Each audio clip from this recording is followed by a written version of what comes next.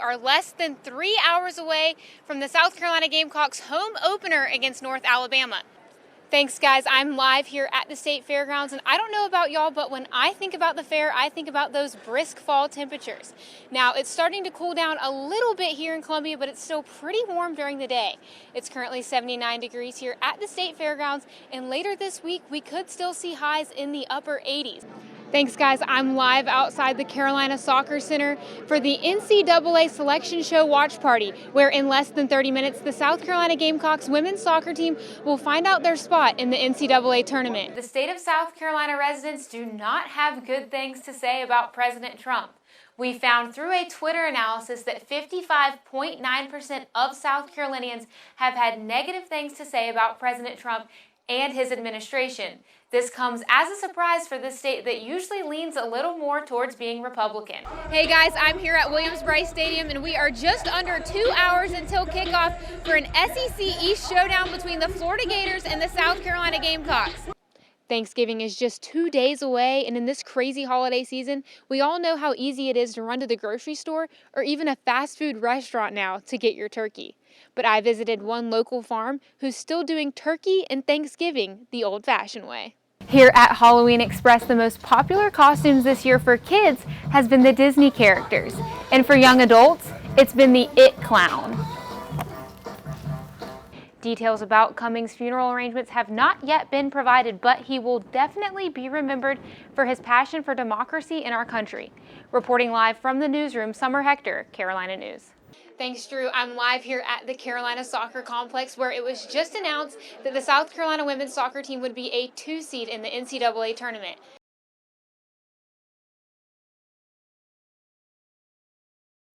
Thanks, guys. I am live outside of Colonial Life Arena, where we are less than 3 hours away from the South Carolina Gamecocks home opener against North Alabama. The Gamecocks are led by last season's top returning scorer, A.J. Lawson, who says he's more prepared for his sophomore season. It's the excitement. We can't wait to play. First game of the season, and just all the nerves, all the hard work that you put in during the off season is just about to come and show in front of everyone. A.J. Lawson was named to the preseason All-SEC team voted on by coaches. The Gamecocks lost 2 starters early last season in sophomore guard Justin Minaya and rookie guard T.J. Moss. They were also without transfer Jair Bolden, who had to sit out last season due to NCAA transfer rules. Head coach Frank Martin is obviously glad to have these guys back this season. On Monday, he said he expects this team to have a great season right from the start. If we had approached things this time of year with the same sense of urgency we did once we got the conference play, we would have been in postseason play last year. The Gamecocks missed the postseason last year, finishing with a 17-16 record on the year. South Carolina's late season run left fans like Joe McLean waiting for their return to Colonial Life Arena tonight. I know last year we kind of ended the season well, but didn't quite start it well, so that kind of kept the Gamecocks out of things. But I think with the talent they have coming back, they have a lot of potential this year, so I'm excited to see that. The Gamecocks will tip off here at 7 p.m. tonight against the North Alabama Lions. Madison Thiel will have more for you guys about the upcoming game later on the show. But for now, live from Colonial Life Arena, Summer Huechtker, Carolina News.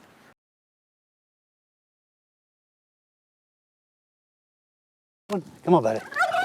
Let's go show off. What we do, you know, it's natural. It's more humane. It's better for you, better for the birds, better for everybody. 5 years ago, Steve Acuff and Jackie Cavlin started selling turkeys at their farm up on Cedar Knoll in Blythewood, South Carolina. They both grew up in farming families where they saw firsthand where their food came from. So you get more of a natural breeding bird, more of a fresh taste. You're not getting all the artificial foods that you get from primarily grocery store turkeys.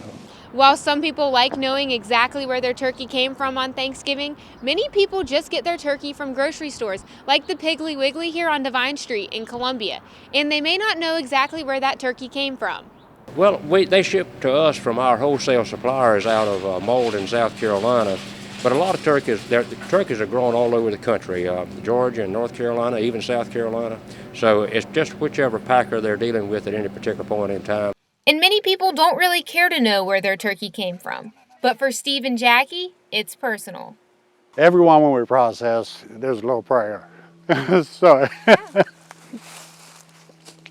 little prayer that goes with them. And it's tough, that first couple. And then the day gets a little bit easier. But you do take a moment and thank them for the source of food that they provided for us. And then the families that'll be happy when they sit down and enjoy their Thanksgiving dinner. At Up on Cedar Knoll Farm, these two farmers are just hoping to make some people happy this Thanksgiving. We don't make any money doing this. This is totally It's a a hobby. labor of love. We do it because we like having good food for us, but it's nice to be able to share it with other people. For Carolina News, I'm Summer Huechtker.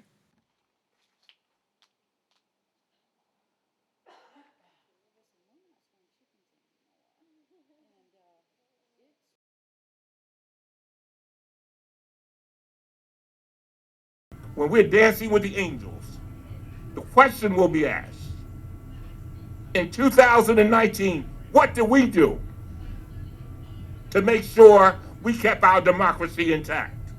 Congressman Elijah Cummings died this morning at Johns Hopkins Hospital due to long-standing health complications.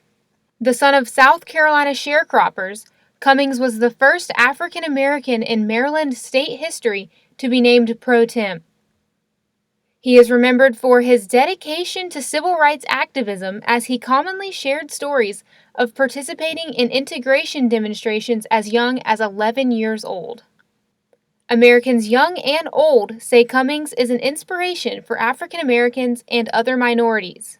Well, it's basically a science. Once somebody writes the formula, you don't have to recreate it, you just have to implement it. So after he has paved the pathway and then shown that it's possible, you just have to have those people who want to come behind him with the exact same drive.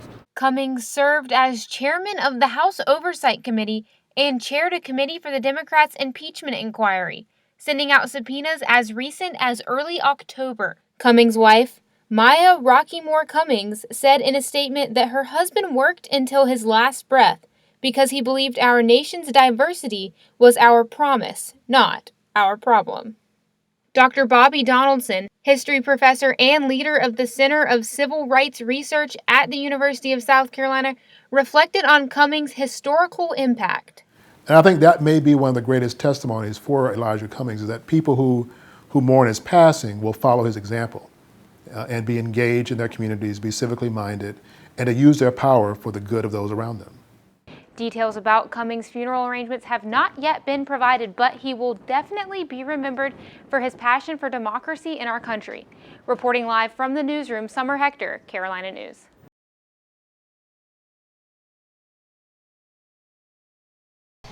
Playing college football is a dream for many, and for a select few, it becomes a reality.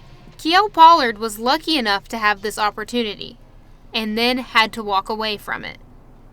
This summer, after a hit in practice, Pollard suffered a neck fracture on his C6 vertebrae that he thought would sideline him 6 to 8 weeks. I knew something was up when I went for the MRI, and they kept calling me to come back to take more pictures because the doc said he wanted to see more.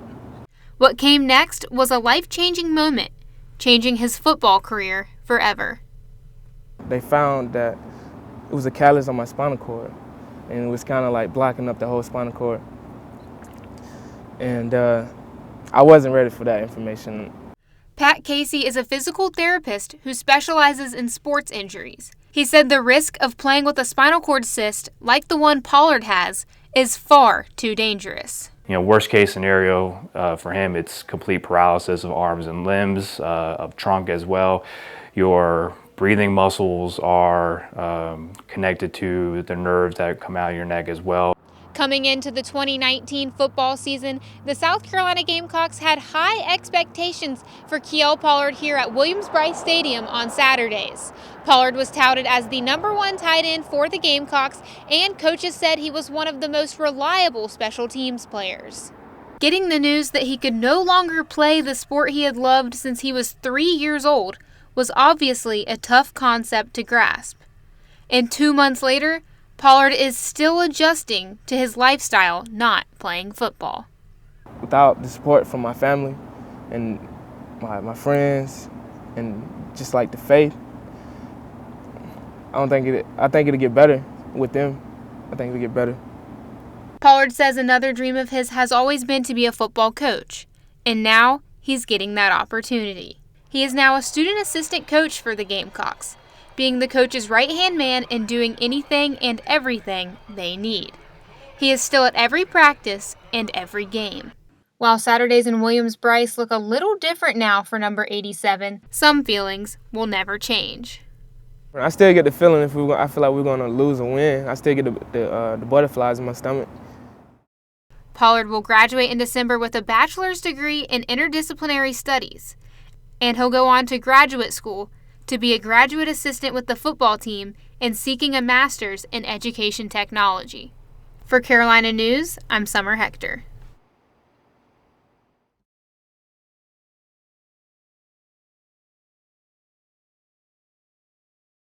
A former Columbia police chief has been sentenced to over 2 years in prison. Randy Scott was sentenced yesterday in a Richland County courthouse after pleading guilty to illegally possessing firearms. This was Scott's third arrest in the past 12 months. He served as the Columbia chief of police from 2011 to 2013. ISIS has declared a new leader days after former leader Abu Bakr al-Baghdadi was killed in the U.S. commando raid in Syria. The terrorist group released an audio message announcing their new leader as Abu Ibrahim al-Hashimi al-Qurashi. Caraway Park in West Columbia is officially open and ready for use. This park is special because it is accessible to children of all abilities. The park features swings and an ADA-accessible zip line. According to the lawmakers who attended yesterday's ribbon cutting, the goal of the park is for kids of all abilities to play, learn, and grow together. The park is located at 212 Hudson Street in West Columbia.